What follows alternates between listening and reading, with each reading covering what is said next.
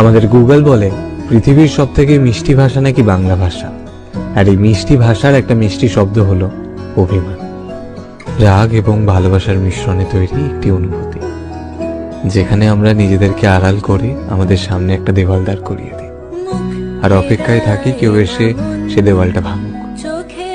আসলে কি বলুন তো, রাগ ভাঙাতে গেলে সময় লাগে, আর অভিমান ভাঙাতে গেলে ভালোবাসা লাগে।